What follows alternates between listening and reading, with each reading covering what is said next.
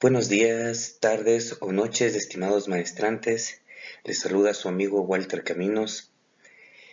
Para continuar con la asignatura, vamos a hablar acerca de la innovación tecnológica y su relación en el sistema financiero. A continuación, vamos a observar acerca de la innovación en blockchains o criptomonedas. Pero, ¿qué es un blockchain o cadena de bloques, dicho en español?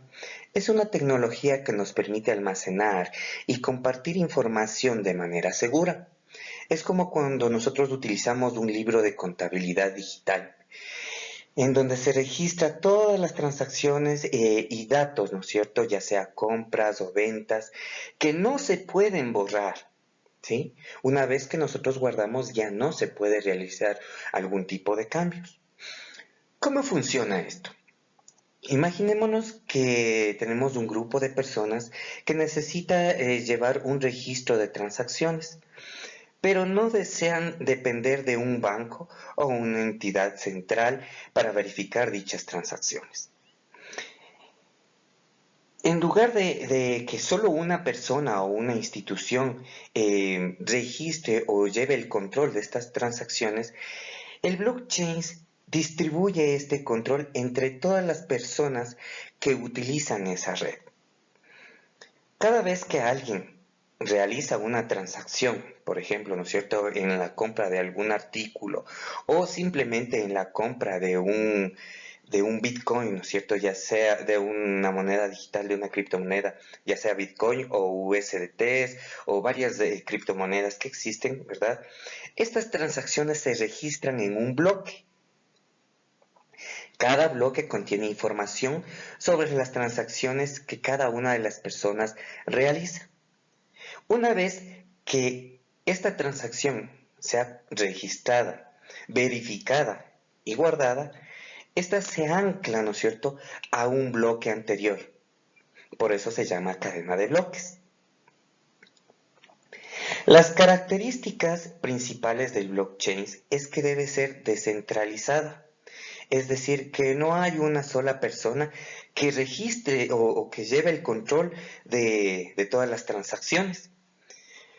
Es decir, todas las personas tienen acceso a realizar cualquier tipo de transacción y todas las personas tienen acceso a visualizar estas transacciones. Inmutabilidad. Una vez que un bloque se añadió a la cadena de bloques, valga la redundancia, no se puede cambiar. Si alguien intenta modificar la información, obviamente si es que es su información la podrá modificar, pero si es que no es su información, no puede modificar las transacciones de terceras personas. Otra de las características es la seguridad. Como cada bloque está conectado a los anteriores y contiene información cifrada, esto es extremadamente difícil de hackear, por ende brinda seguridad. Y otra de las características son las transacciones. Dicho blockchain, ¿no es cierto?, se utiliza generalmente para el intercambio de criptomonedas. Ahora, la mayoría de nosotros ya sabemos qué es una criptomoneda, ¿verdad? Es una moneda digital que tiene un valor monetario y nos permite adquirir bienes o servicios en conformidad a lo que nosotros necesitemos, ¿verdad? Las criptomonedas funcionan gracias al blockchain, una tecnología de registro distribuido donde todas las transacciones son registradas en bloques. Es decir, obviamente, sin el uso de los blockchains no pudiéramos utilizar las criptomonedas. Actualmente nosotros tenemos varias criptomonedas, entre las cuales tenemos el Bitcoin, el Ethereum, los USDTs, Riverplay, se me viene a la mente Stablecoin. Tenemos muchas monedas que recién se están registrando y recién están tomando valores monetarios, ¿verdad? Todos Nos acordaremos cuando recién estaba saliendo el Bitcoin. Llegaba a costar un centavo, 2 centavos, después 10 centavos, después $1 y ahora prácticamente cuesta miles de dólares, ¿verdad? Entonces nosotros tenemos acceso a las criptomonedas, pero no pudiéramos digitalizarlas o transaccionarlas si es que no tuviéramos un blockchain. La aplicación del blockchain en el sistema financiero. Bueno, como todos sabemos, ¿no es cierto? El blockchain está revolucionando el sistema financiero, ofreciendo soluciones innovadoras, ¿no es cierto?, para transacciones modernas. ¿Esto qué quiere decir, no es cierto? Una de las aplicaciones más conocidas del blockchain es la transacción y pagos, ¿no es cierto?, en comercio internacional. ¿Por qué? Cuando nosotros realizamos importaciones o exportaciones, nosotros tenemos un impuesto, ¿verdad? Que es el impuesto a la salida de divisas. Es decir, cuando nosotros queremos pagar con dólares, que es nuestra moneda oficial, a nosotros el Estado nos cobra un impuesto. Obviamente ese impuesto es sustancial. Cuando nosotros hablamos, ¿no es cierto?, de importaciones millonarias, obviamente ahí sí sentimos el peso del impuesto. Ahora, ¿qué pasa con los blockchains, no es cierto? Nosotros podemos utilizar criptomonedas para realizar esos pagos. Generalmente se utiliza lo que es el Bitcoin y los USDTs, ¿no es cierto? Que el Bitcoin obviamente es en transformación según el costo actual y pues el USDT estamos hablando de que tiene una variación de centavos, ¿no es cierto? Entonces a veces cuesta $1, a veces cuesta $1 con un centavo, pero obviamente nosotros realizamos, muchas empresas prefieren transaccionar con USDTs. Entonces, en el momento en que nosotros estamos intercambiando, ¿no es cierto?, el bien o servicio por una criptomoneda, lo único que necesitamos es una wallet que esté garantizada, ¿verdad? Es decir, una billetera virtual. Entonces, realizamos esa transacción y realizamos el pago de wallet a wallet, ¿sí? Es decir, de billetera virtual a billetera virtual. Cuando nosotros realizamos esta transacción, nosotros estamos evitando ese tipo de impuestos. Claro, dirán, y ahora, ¿no es cierto? Pero los impuestos ayudan al país, ayudan al Estado, ¿sí? Pero generalmente cuando nosotros estamos hablando de finanzas, también tenemos que ponernos en el lugar de las empresas, ¿no es cierto? Que obviamente así sea el 1%, ¿no es cierto? Pero estamos importando 1, 2, 3 millones de dólares y el 1% representa, ¿no es cierto?, una cantidad muy alta de dinero que podemos utilizarla en una expansión de una empresa. En cambio, si nosotros realizamos esta transacción con criptomonedas utilizando el blockchain, obviamente nos vamos a ahorrar ese impuesto a la salida de divisas y ese ahorro va a ser sustancial para el incremento de nuestras empresas. Entonces, ¿cuál es el impacto de las criptomonedas en la economía global? El impacto de las criptomonedas en la economía global es un tema de gran interés y de mucho debate. Muchas personas han debatido, ¿no es cierto?, la importancia de las criptomonedas en la economía. Desde su crecimiento del Bitcoin a partir del año 2008-2009 creo que era, las criptomonedas han experimentado un crecimiento espectacular, influyendo en varios aspectos de la economía mundial, desde el sector financiero y políticas gubernamentales también, que han mantenido, ¿no es cierto?, que es legal el uso de las criptomonedas, que no es legal el uso de las criptomonedas, etcétera, ¿verdad? O sea, es un tema muy amplio de mucho debate.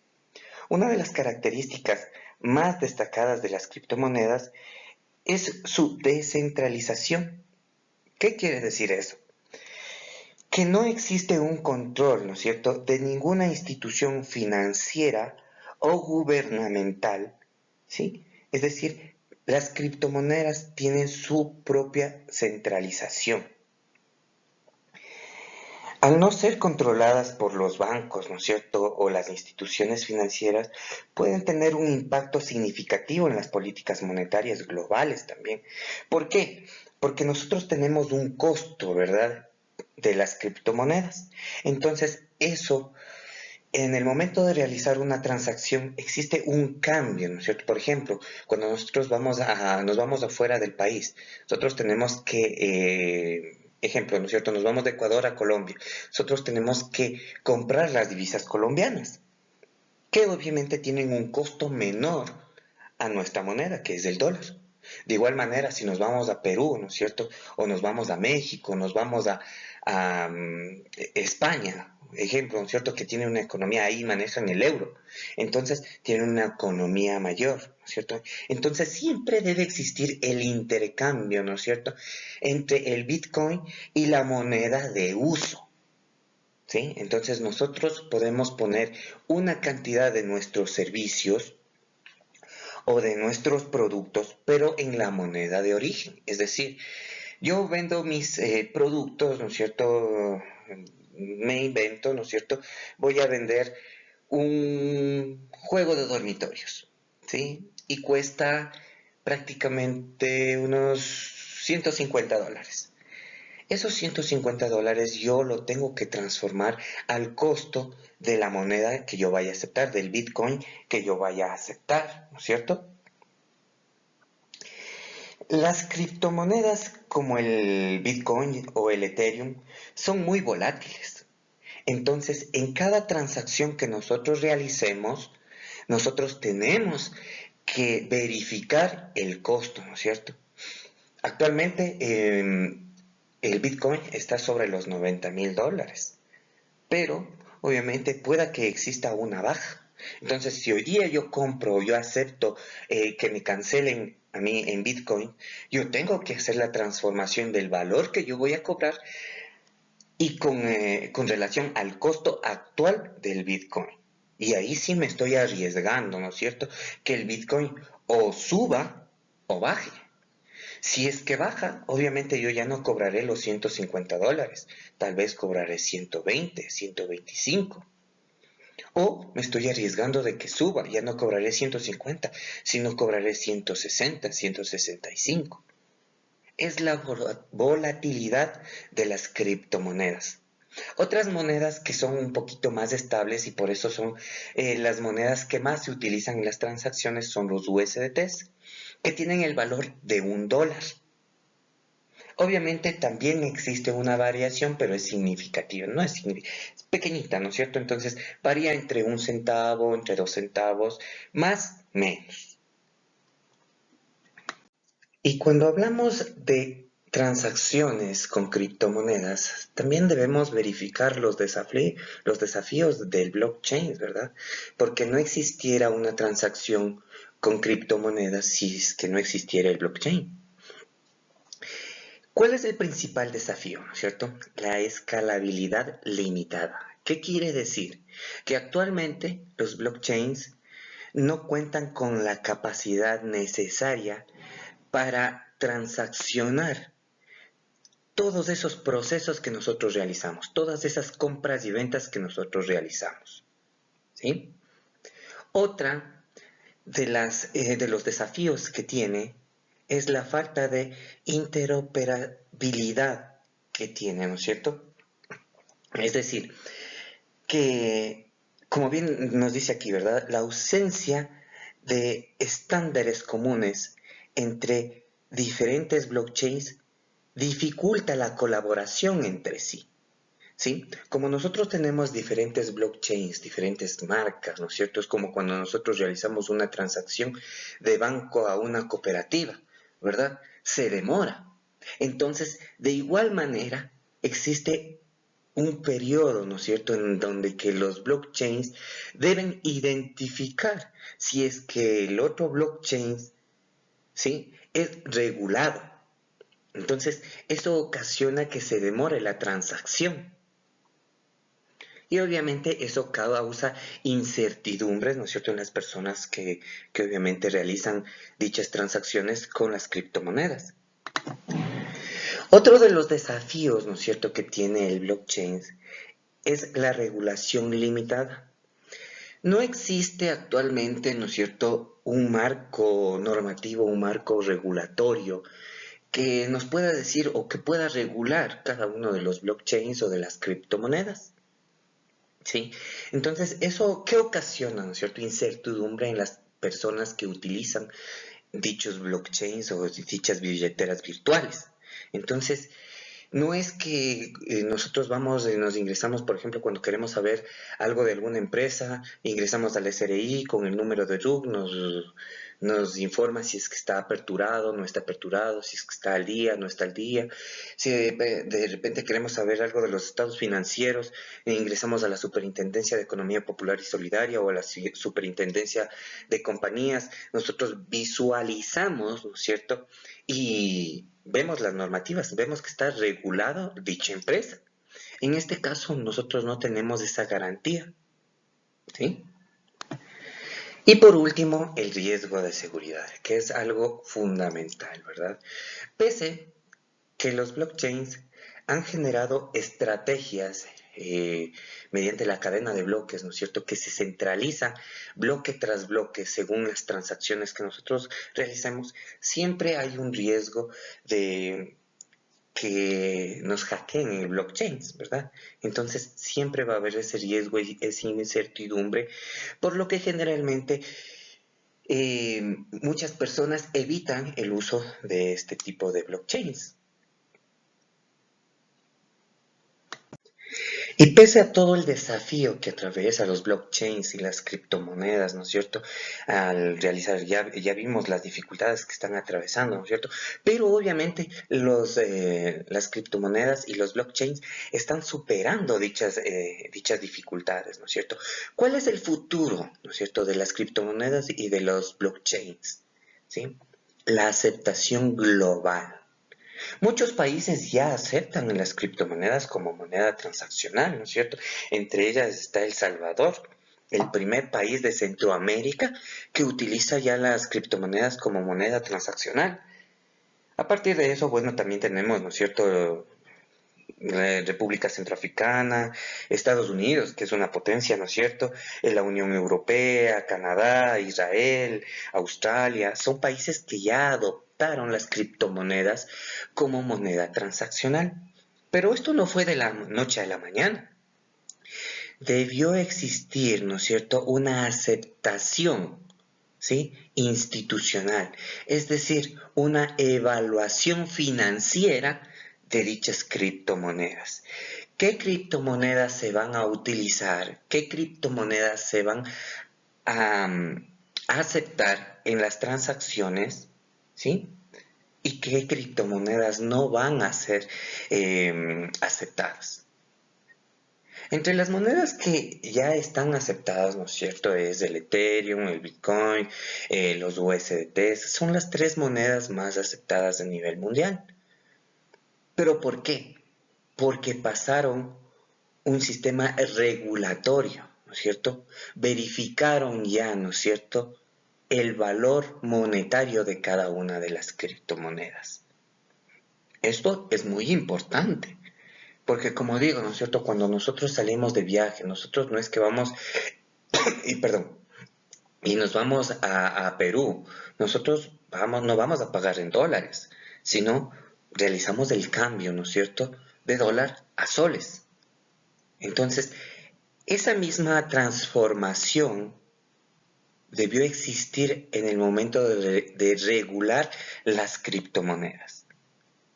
Verificar el valor de la criptomoneda con el valor de la moneda en curso de dicho país. Y ahí sí, ¿no es cierto?, verificar el costo transaccional.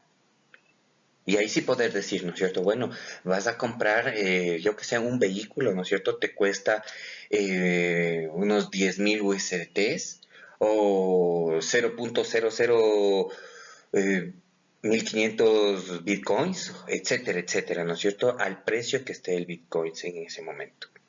¿Sí? Entonces, el futuro de las criptomonedas es amplio, se va elevando. Pese a todas las dificultades que están pasando, ¿no es cierto?, tanto los blockchains como las criptomonedas, también tenemos un futuro amplio. ¿sí? Las criptomonedas van creciendo y cada día va aumentando el número de criptomonedas que se transaccionan, ¿no es cierto? Hay también criptomonedas que recién están saliendo, ¿no es cierto? Como ahí salían el Pepper, por ejemplo, ¿no es cierto? Que decían invierte, invierte, invierte, y ahora prácticamente sí, es verdad, subió el 0,01%. ¿Pero eso qué quiere decir? Que si invirtieron $100, ahora ya ganaron $1. Y ahora ya no tienen $100, sino ya tienen $101. ¿Sí? Y otras monedas más estables, ¿no es cierto? Y obviamente con mayor valor, como es el Bitcoin. Y bueno, una vez culminado con lo que es la evolución, la importancia, ¿no es cierto?, de la transaccionabilidad del blockchain y de las criptomonedas, pasamos a lo que es la inteligencia artificial y el análisis de datos, ¿no es cierto? Al igual que el blockchain y las criptomonedas, la inteligencia artificial ha sido una herramienta que ha ido evolucionando constantemente, ¿verdad? ¿Y por qué es importante la evolución de la inteligencia artificial, no es cierto? Tiene varios usos. Como podemos verlo aquí, ¿no es cierto? Nos ayuda a detectar los fraudes financieros. La inteligencia artificial juega un papel crucial en el mejoramiento de la detección de dichos fraudes financieros, al ofrecer soluciones más rápidas, precisas y adaptarse continuamente a los cambios, ¿no es cierto? Esta inteligencia es capaz de procesar y analizar grandes cantidades de datos en tiempo real, algo que sería prácticamente imposible para el ser humano. Así tengamos un sistema espectacular, ¿verdad? Porque obviamente nosotros no podremos procesar la misma cantidad que la inteligencia artificial. Puede identificar, ¿no es cierto?, patrones de comportamiento que varían, ¿sí?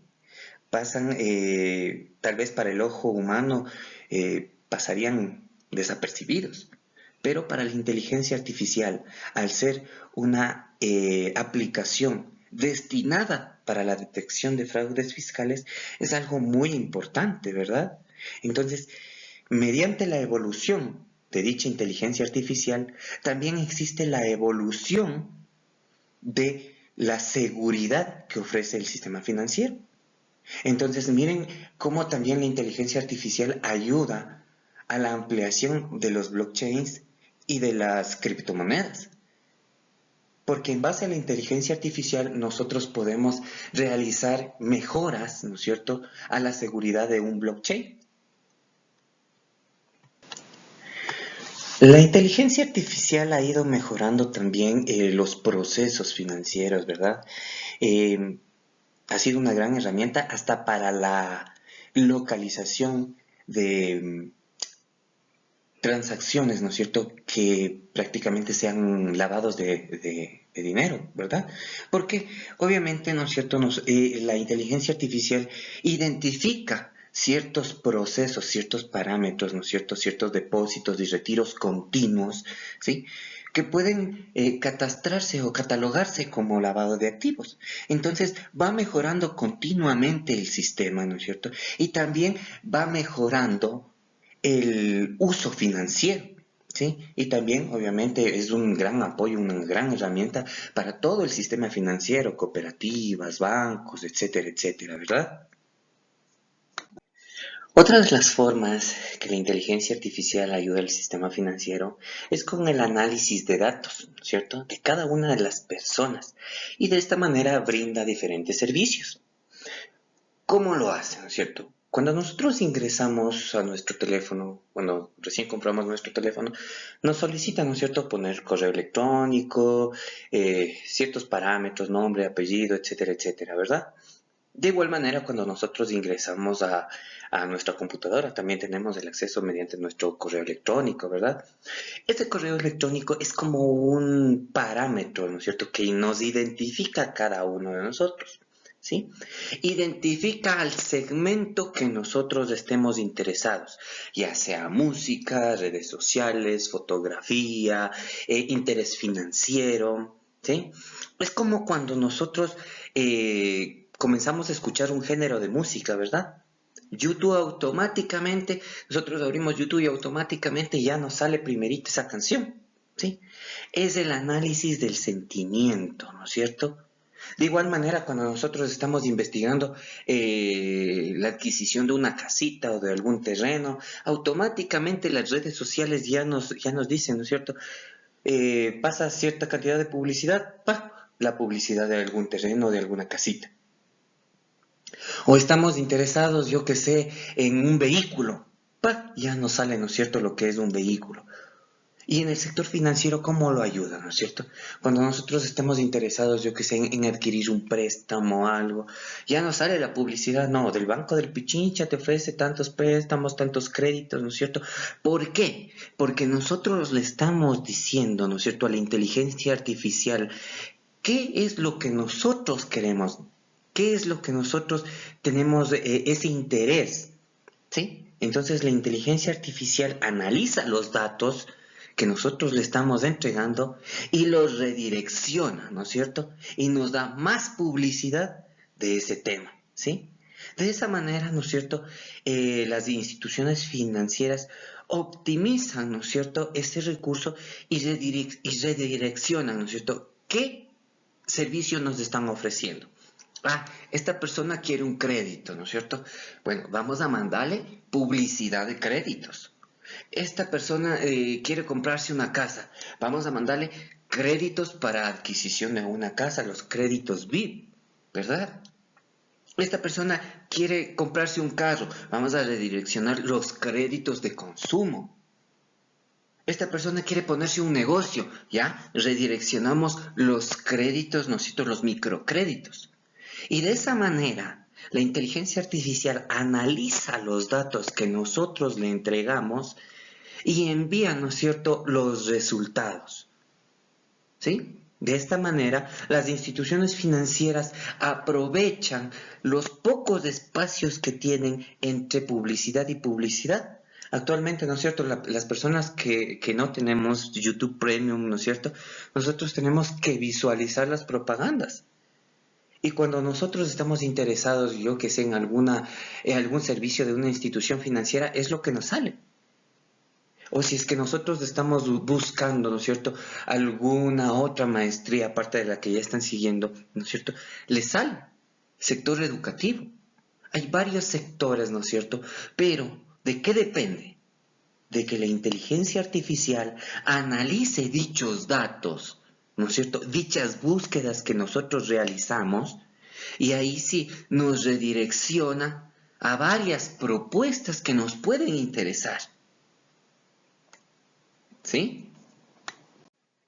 De esta manera, ¿no es cierto?, nosotros podemos identificar los beneficios de la inteligencia artificial. ¿Sí? ¿Para qué? Para que dichas instituciones financieras tomen decisiones personalizadas, ¿no es cierto?, y nos brinden un mejor servicio. De esta manera, las instituciones financieras también se retroalimentan, ¿no es cierto?, mediante el análisis de los datos que nosotros les estamos entregando. Ejemplo, ¿no es cierto? Nos ingresamos a un simulador de crédito, ¿sí? Y nosotros ponemos, quiero un microcrédito. Entonces ya las instituciones financieras con esos datos redireccionan la publicidad específica, ¿verdad? Entonces nos anima a adquirir ese crédito. También la inteligencia artificial nos ayuda a prevenir los fraudes, ¿no es cierto?, los fraudes de efectividad. Por ejemplo, ¿no es cierto?, cuando ya nos vienen y nos mandan mensajes así, que te has ganado tal cosa, ¿no es cierto? Entonces, rapidito, ¿no es cierto?, la inteligencia artificial nos indica una publicidad. No entregues datos personales. Ejemplo, ¿no es cierto?, Banco del Pichincha, Banco de Guayaquil, Banco del Pacífico. No te exige que des los datos personales, no te exige que hagas depósitos, no te exige, no te llama por teléfono, etcétera, etcétera, ¿no es cierto? Entonces, es un beneficio que nos da la inteligencia artificial, ¿sí? Para garantizar un servicio personalizado. Entonces, cuando nosotros ya escogemos y decimos, bueno, ¿sabes qué? Sí, voy a optar por un crédito, ¿sí? Entonces, ahora, como ya mencionamos anteriormente, lo podemos solicitar hasta vía internet. Y lo único que tenemos que ir a hacer es verificar si es que tenemos el acceso a dicho crédito. Si es que nuestra capacidad de pago, nuestra liquidez, nuestras deudas nos permiten adquirir una nueva deuda, ¿verdad? Entonces es muy importante la inteligencia artificial ante las instituciones financieras, ¿sí? Como pudimos ver, ¿no es cierto? Mientras más va evolucionando la inteligencia artificial, más ayuda, ¿no es cierto?, a la creación y al mejoramiento del blockchain, de las criptomonedas, de las decisiones financieras y también, ¿no es cierto?, de todo el sistema financiero, que son bancos, cooperativas, mutualistas, cajas de ahorro, etcétera, etcétera. Eso ha sido todo, señores maestrantes. Les agradezco mucho por su atención.